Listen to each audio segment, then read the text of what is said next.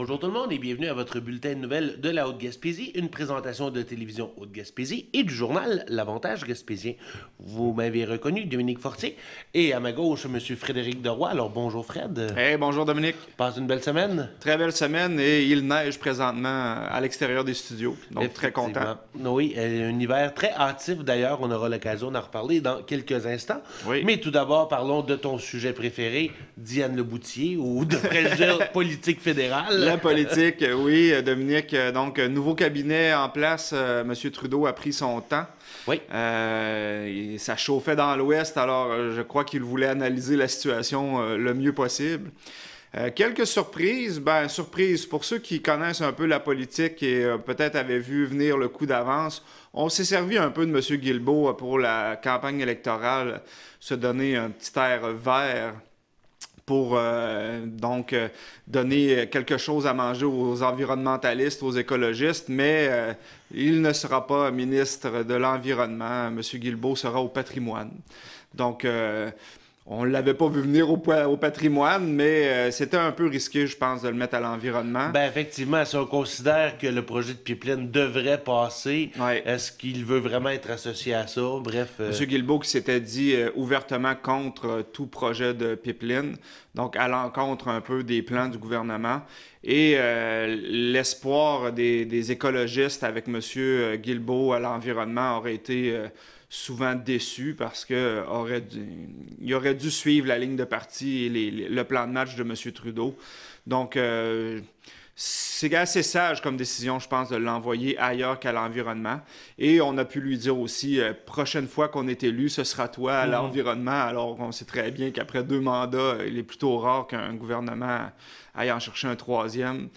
Donc, on verra ce qui se passe avec M. Guilbeault, mais à tout le moins, il sera autour de la table et pourra donner ses conseils hors journaliste quand des décisions seront à prendre. Donc, il ne sera pas M. Pipeline. Non, mais peut-être tant mieux pour lui aussi. Il n'aura pas l'odieux de vouloir défendre un pipeline à l'encontre un peu de ses valeurs, en tout cas de ce qu'on croit être ses valeurs. Et si on revient au niveau plus régional, oui. Notre députée réélue Diane Leboutier est reconduite à son poste de ministre du Revenu national. Est-ce que c'était une surprise pour toi? Plus ou moins parce que, premièrement, M. Trudeau voulait encore un cabinet paritaire, donc avec autant de femmes que d'hommes. Je n'ai pas compté, mais ça me semble être assez équilibré. Oui. Et on a toujours un devoir, en tout cas, on essaie d'avoir une représentation d'un peu partout sur le territoire. Donc, en Gaspésie, les libéraux, ça ne pleut pas. Dans l'Est, on a eu des bloquistes et un peu de conservateurs. Et les libéraux ne font pas non plus, ne sont pas majoritaires dans l'Est. Donc, on va chercher une députée à l'extrême est du Québec, du pays. Et aussi, on voulait avoir chez M. Trudeau une bonne représentation québécoise dans le cabinet pour un peu balancer le bloc qui a fait élire plus d'une trentaine de députés. Donc, et même dans le cabinet, on aura maintenant un lieutenant québécois, ce que M. Trudeau avait tassé du revers de la main il y a quelques mois en disant il y a déjà un général, pas besoin d'un lieutenant, mais a bien vu que le message libéral n'a pas tant passé ailleurs que sur l'île de Montréal. Donc, lieutenant-gouverneur M. Rodriguez, qui est un très fervent admirateur de M. Trudeau. On l'a vu pendant la campagne, des fois scander le nom de Trudeau de façon très énergique. Et donc, Mme Leboutier, qui n'avait pas non plus fait de scandale, de raté dans son poste, était comme... Elle fait sa job. Mais elle s'était fait quand même reprocher le fait qu'on n'avait pas eu suffisamment de condamnations en ce qui a trait à l'évasion fiscale. Là. Il y avait eu une enquête de la CBC notamment qui avait soulevé que sur 78 accusations, là-dedans, il y en avait beaucoup que ça concernait genre Georges le plombier ou bien une entreprise de chauffage de la Colombie-Britannique. Exactement, mais on n'avait pas justement été chercher la grosse truite. Là. Puis c'est un peu aussi ce que l'ancien député de Sherbrooke talonnait Mme Leboutier dans les travaux parlementaires.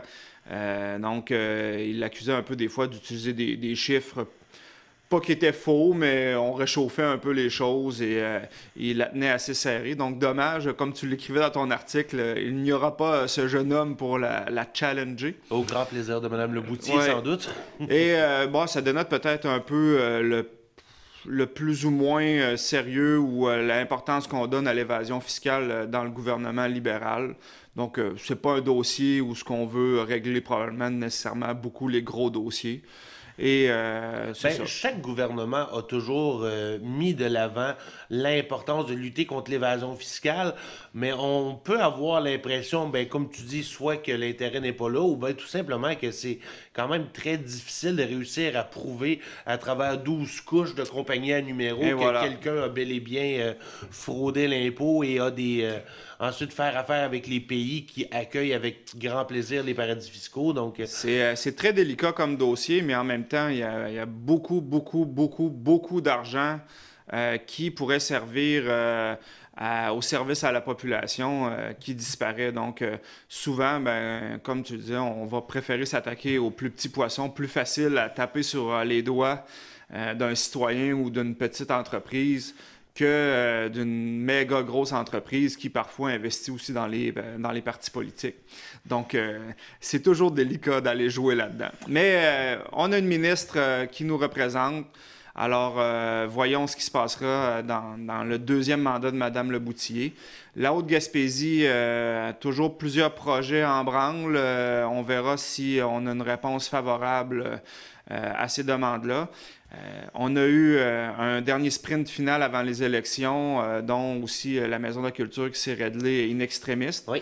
Là-dessus, on peut peut-être plus remercier les élus et les intervenants locaux qui ont mis beaucoup de pression sur la ministre et qui a joué aussi de ses contacts avec le premier ministre. Notre maire avait su créer quand même quelques bons contacts, un réseau fort. Donc, mais là, il va falloir que la Haute-Gaspésie ait sa part du gâteau dans ce prochain mandat-là. Et pour terminer peut-être là-dessus, il y avait le préfet Alain Cormier qui disait souhaitons que cette fois-ci, Mme Leboutier saura faire la différence en tant que ministre. Ce matin, elle donnait un scrum avec tous les journalistes de la Gaspésie et on lui a demandé justement qu'est-ce qu'elle répondait à M. Cormier là-dessus. Elle dit je suis pas d'accord avec lui, il a droit à ses sentiments, mais bref, on sent que la table s'installe déjà. Si on espérait une belle collaboration main dans la main, j'ai l'impression qu'on a déjà réussi à se piquer mutuellement. Oui, mais en même temps, et pour cause un peu, on se souvient, en début de premier mandat, Mme Leboutier avait ouvertement dit qu'il n'y avait aucun projet sur la table en Haute-Gaspésie, alors que les intervenants en développement économique n'étaient vraiment pas d'accord avec cette affirmation-là. Donc, c'est sûr que la relation avait parti un petit peu grinçante. Mm-hmm. Alors, le deuxième mandat, ça sera l'occasion de peut-être réaligner les flûtes à tout le monde et travailler vraiment pour que la région avance. Il y a encore beaucoup de défis en Haute-Gaspésie à relever et le fédéral doit mettre sa part. Et c'est bien beau la politique et le développement économique et tout ça, mais parlons des choses sérieuses. La météo. Oui, Dominique. Oui, Météo Média annonçait dès cette semaine ses prévisions pour l'hiver à venir et aux surprises, il va faire fret, il va neiger, puis ça va être long. Oui, très bonne nouvelle pour ceux qui font des sports d'hiver.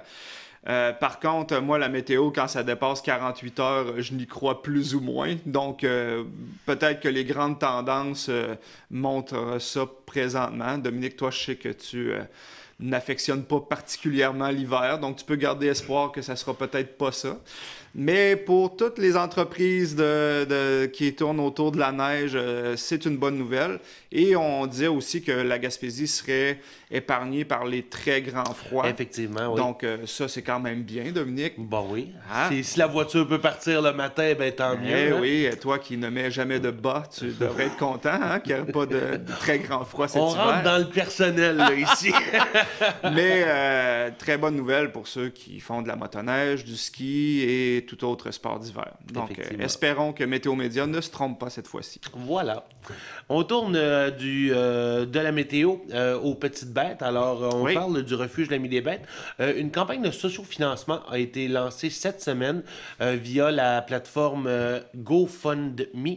Alors, on a simplement allé sur GoFundMe et dans l'onglet de recherche, écrire refuge de l'Ami des bêtes.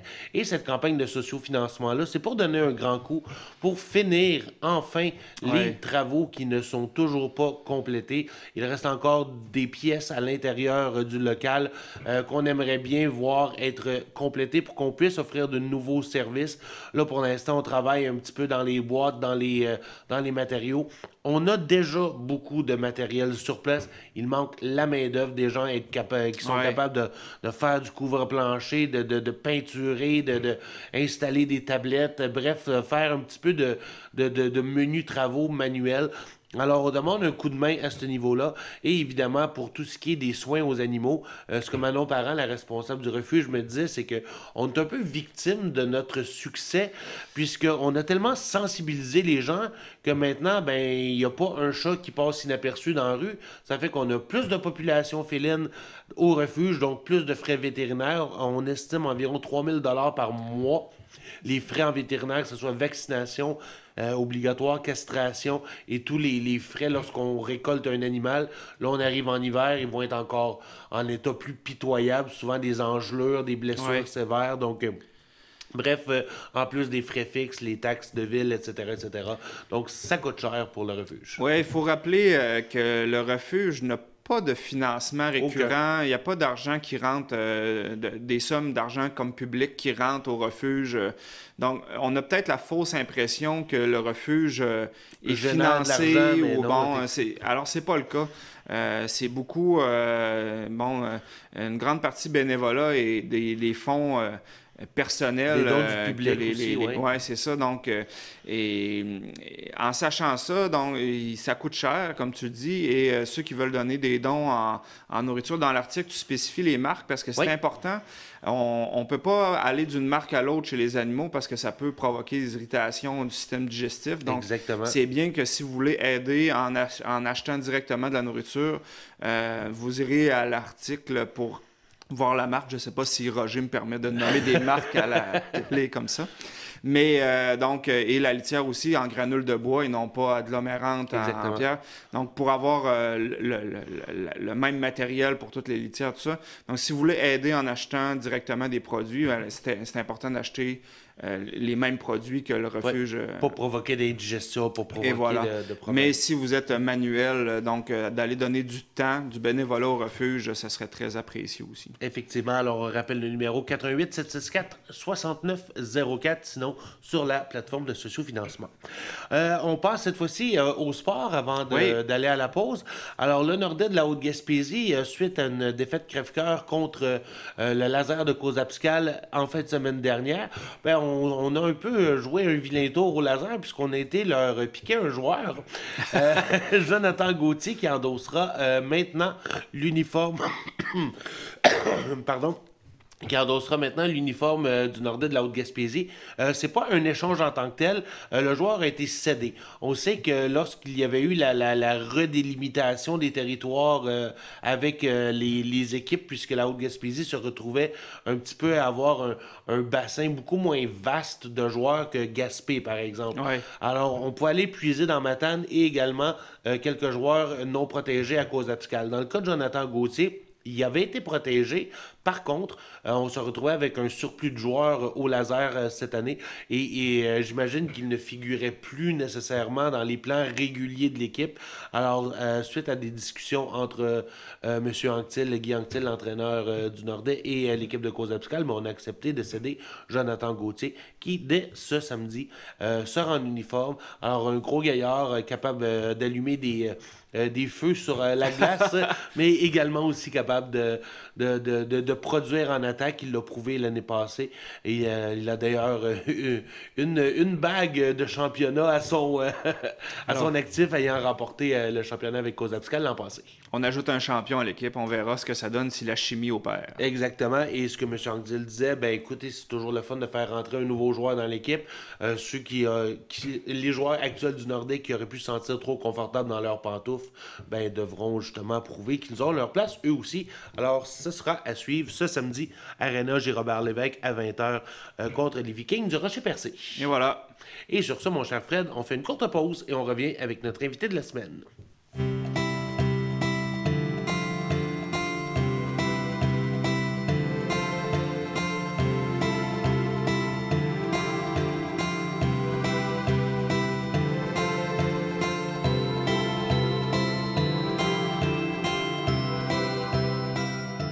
Nous sommes Marie-Ève et Marie-André de la pâtisserie-boulangerie Marie-4-Poches. Moi, je suis native de Sainte-Anne-des-Monts, puis Marie-Ève est des Cantons de l'Est. On s'est rencontrés toutes les deux dans un milieu de travail, ici même à l'auberge Château-la-Montagne. Puis on avait toutes les deux un désir de faire les choses par nous-mêmes. Puis En fait, on voulait tous les deux ouvrir une boulangerie, c'est aussi simple que ça. Puis les deux, on avait des enfants, on connaissait chacun notre réalité, puis notre rigueur, puis notre envie de simplicité, mais d'originalité aussi. Et alors, nos motivations pour démarrer une entreprise ici, ça a été le fait qu'il n'y avait pas de boulangerie, le fait qu'on désirait avoir un lieu de rassemblement pour les différentes générations, nous autres, nos amis, notre famille. Ouais. La proximité avec la clientèle, le décor, le cadre, tout était parfait. D'avoir Marie-4-Poches, ça nous permet de nous réaliser en tant que personne de bien des façons, notamment au niveau de la créativité. La polyvalence, de gérer plusieurs départements, de faire face aux obstacles puis trouver des solutions, de toujours vouloir s'améliorer puis devenir de plus en plus efficace. Bien, les avantages de s'installer à Haute-Gaspésie, c'est entre autres que le loyer est plus abordable. Oui, il y a moins de compétition. On peut démarrer petit, puis tranquillement créer notre clientèle, puis aller plus loin. En Haute-Gaspésie, il y a de la place pour l'entrepreneuriat parce que tout est encore à faire. On a une offre de services qui est grandissante, mais la demande est là. Puis on a un potentiel de tourisme à l'année avec le parc de la Gaspésie, puis tout ce qui est nature et etc. Ah oui, les gens sont prêts à consommer, sont prêts à participer, mais c'est vraiment l'offre qui est manquante. Il manque de mains, il manque de gens avec des idées, mais les gens sont prêts.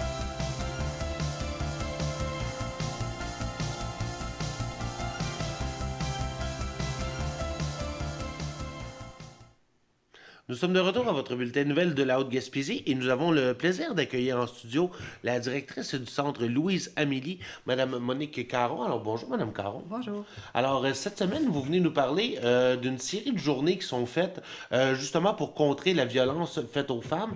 Alors j'imagine qu'en tant que directrice du centre Louise-Amélie, on a décidé d'organiser quelque chose pour souligner ce fait-là. Bien sûr, on parle des 12 jours d'action contre les violences faites aux femmes qui se déroulent chaque année du 25 novembre au 6 décembre. Pourquoi le 25 novembre? C'est que c'est la journée internationale pour l'élimination des violences faites aux femmes. Et le 6 décembre, au Québec, c'est un événement incontournable. Là. On se souvient toutes et tous, si on a, disons, 40 ans et plus, là, de l'annonce des événements de Polytechnique. Oui. Ça fait 30 ans cette année. Donc, au Centre Louise-Amélie, chaque année, dans le cadre des 12 jours d'action, on distribue des petits feuillets de sensibilisation pour rappeler l'importance de lutter contre les violences faites aux femmes et tout ça, le petit ruban blanc et tout. Mais à chaque 5 ans, quand c'est un triste anniversaire, mais quand même un anniversaire quand même, comme cette année, c'est le 30e anniversaire, alors à chaque 5 ans, on ajoute à ça un événement public pour rassembler les gens autour d'une réflexion entourant les violences faites aux femmes et cette tuerie-là qui a eu lieu il y a 30 ans. Parfois, on pourrait être peut-être tenté de mettre ça derrière, de dire, on va oublier les événements tristes, mais c'est quand même un événement qui a marqué le Québec. C'est un meurtre sexiste. On sait que Marc Lépine s'attaquait spécifiquement et exclusivement aux femmes et aux féministes. Donc, ça fait partie de notre histoire et ça marque un moment pour se rappeler qu'il reste des luttes à faire, puis qu'il y a 14 jeunes femmes qui ont perdu la vie dans cet événement-là. Et de quelle façon on a décidé de souligner ça cette année? Bien, on reprend la formule qu'on a prise dans les dernières années parce que c'est quelque chose que je pense que les gens apprécient, puis ça met à la fois la table sur une réflexion, mais aussi sur une atmosphère artistique qui est intéressante. Donc, c'est une soirée en poésie et en chansons.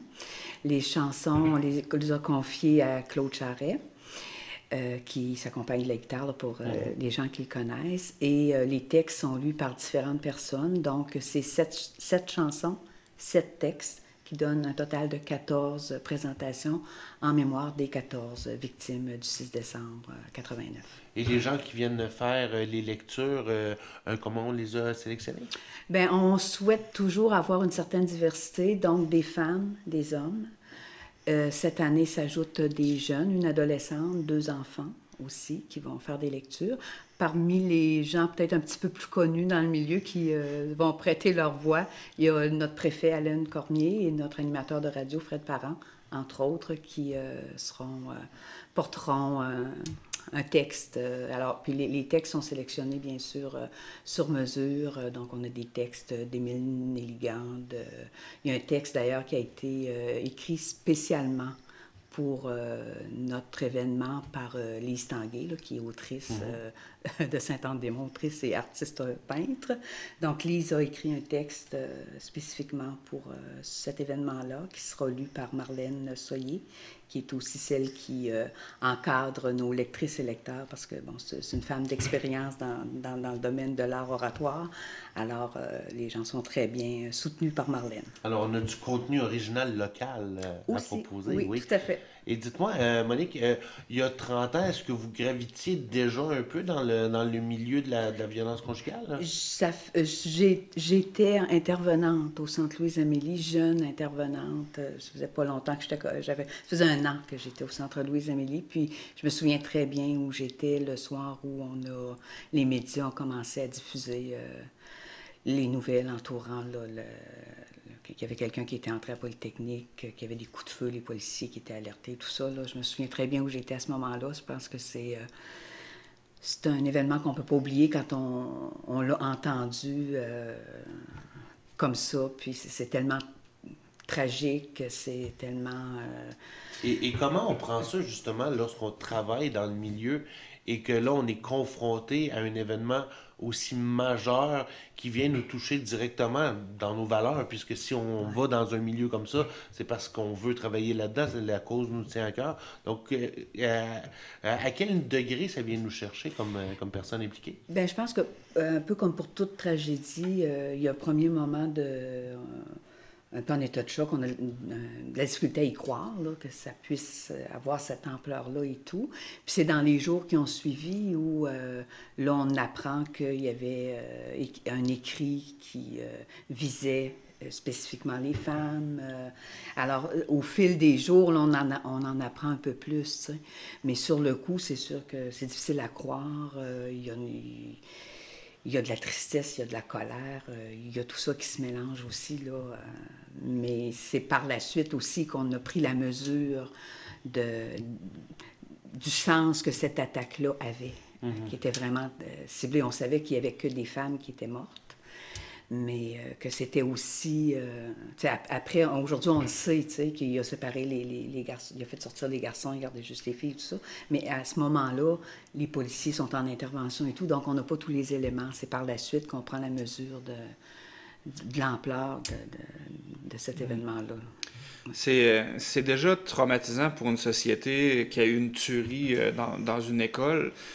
Malheureusement, aux États-Unis, il y en a à chaque année et tout, mais... Celle-là, comme au Québec, c'est pas quelque chose qui... malheureusement, aux États-Unis, c'est presque culturel là, maintenant, là, mais ici, c'est quelque chose qui arrive très rarement. Mais de voir qu'en plus, c'était ciblé envers les femmes, ça fait cet événement-là est vraiment dur à accepter comme société, que ça soit passé en plus chez nous. C'est quelque chose qui est assez traumatisant et c'est remis à chaque année, on en parle, mais je sais pas si les jeunes maintenant prennent... l'ampleur de cet événement-là, je ne sais pas si on appuie assez sur l'histoire de la Polytechnique puis pour que jamais ça se reproduise, puis pour voir aussi jusqu'à quel point des fois la violence faite aux femmes peut aller aussi loin. Là, c'est quelque chose de très... C'était très violent dans le sens que ça avait. Déjà que la tuerie en tant que telle, c'est quelque chose d'inacceptable, mais là, c'était une violence extrême, cet événement-là. Donc, on souhaite vraiment que ça se reproduise pas. On en est où dans la violence conjugale, la violence faite aux femmes? Est-ce que d'année en année, on améliore les statistiques ou c'est encore difficile? C'est encore difficile parce qu'on n'a qu'à écouter les médias, puis les meurtres de femmes continuent quand même d'être... assez nombreux, là. C'est toujours un de trop, mais c'est quand même... c'est presque à chaque mois, en fait, qu'on entend des nouvelles comme ça. Donc, là où ça s'améliore, c'est qu'il y a eu beaucoup de sensibilisation de fait. Donc, les femmes reconnaissent plus rapidement, je dirais, qu'elles sont dans processus de violence qui n'ira pas en s'améliorant, mais que les choses vont se dégrader et empirer. Les services sont mieux structurés aujourd'hui. Il y a quand même des ressources partout au Québec et tout ça, mais il reste du chemin à faire, évidemment. Puis à chaque fois que le mouvement féministe ou que les droits des femmes avancent, qu'on gagne un petit peu vers l'égalité, il y a toujours un ressac aussi où, il y a, comme par exemple le cas de Marc Lépine, il accusait les femmes d'avoir pris sa place. Ce qui est déplorable, c'est socialement, entre autres le traitement médiatique des situations de meurtres conjugaux. Par exemple, on va titrer des articles de crimes passionnels. Bien, je vois pas ce que la passion vient faire là-dedans. Ouais. Chicane de couple, etc. On a vu récemment, dans la défense là, de Frenette, là, Hugo Frenette, je pense, qui s'appelle, l'avocat disait, ben pour n'importe qui, à un moment donné, le couvercle peut sauter. Bien, je pense pas que n'importe qui porte en soi cette rage-là qui mène au meurtre de sa conjointe. Là, mais c'est toute cette lecture-là sociale qui est encore faite des situations de violence, banalise les violences faites aux femmes. On va, dans ces situations-là, parfois tenter de prendre à défaut la victime, plutôt que de regarder du côté de l'agresseur qu'est-ce qui a été fait. On va rapidement verser vers la détresse de ces hommes-là et tout ça, mais au-delà de la détresse, là, il y a quand même eu des agirs violents. Et quand on commet un crime, il y a des conséquences, puis c'est vers ça qu'on devrait aller, là, tu sais. Mais on tente toujours d'excuser un peu socialement. Ouais. Qu'est-ce qui a fait que ça s'est rendu jusque-là? Ça semblait un couple ordinaire et tout ça. On est toujours là-dedans, encore aujourd'hui. Ben oui, c'est non un bon père, tout ça. Fait qu'il reste du chemin à faire, là, évidemment, mais pour répondre à ta question aussi pour les plus jeunes, effectivement, ça fait partie de notre histoire, puis je pense que c'est important qu'on le souligne parce que ça a marqué le Québec. Ça continue de le marquer, puis comme les violences faites aux femmes sont encore très présentes, ça a été un événement marquant de notre histoire, mais ça permet aussi de mettre en lumière que ça existe encore. Ouais. Puis que, malheureusement... Rapidement, dernièrement, on a notre députée au provincial, Mégane Perry-Melançon, qui faisait une sortie avec d'autres députés pour souligner l'urgence d'investir là, dans les organismes comme le vôtre. Est-ce que vous sentez que ça bouge? Avez-vous des signaux positifs de Québec comme quoi les financements vont être rehaussés? Il y a eu des discussions là, entre les représentantes provinciales et la ministre, tout ça, mais honnêtement, je ne sais pas. Probablement qu'il y a des choses qui bougeront, mais à quelle vitesse? C'est toujours ça la grande question. On salue d'ailleurs l'intervention de Mme Perry-Melançon parce que on l'avait d'ailleurs rencontrée et tout. Elle est au courant de la situation des maisons de notre région. C'est sûr qu'un coup de pouce gouvernemental serait le bienvenu parce que les taux d'occupation demeurent excédentaires au 100% et tout ça. Là. Mais je pense que la ministre, quand même, a accueilli ces demandes-là. Ben, on verra qu'est-ce que ça va donner concrètement. Madame Caron, le temps file. Peut-être un petit message pour les femmes qui vivraient une situation difficile. On peut rejoindre le Centre Louise-Amélie en tout temps. Oui, en tout temps, 24 heures sur 24, 365 jours par année. C'est le 418-763-76-41. Il y a toujours quelqu'un qui va répondre aux demandes. Pour celles qui connaissent l'adresse, on peut se présenter à la porte. Sinon, on donnera les coordonnées au moment de l'appel parce qu'évidemment, pour des motifs de sécurité, l'adresse est confidentielle. Parfait. Et en terminant, la date pour le 5 à 7 sur Polytechnique? Oui, donc c'est le 6 décembre. C'est en formule 5 à 7, donc on attend les gens dès 17 h. Ça se tient à la salle du Club des 50 ans et plus à Sainte-Anne-des-Monts. Il y a un petit coût d'entrée, c'est pas une activité de levée de fonds, mais évidemment, il faut qu'on sache combien de bouchées préparer, parce qu'on offre toujours un petit lunch. Alors, donc, c'est 5 $. On appelle au Centre Louise-Amélie, ou on se présente au comptoir Sans Flafla, où il y a aussi des billets disponibles. Bien, merci infiniment, et sur ce, on vous souhaite une bonne semaine à tous, et on se revoit la semaine prochaine pour un autre bulletin de nouvelles de la Haute-Gaspésie.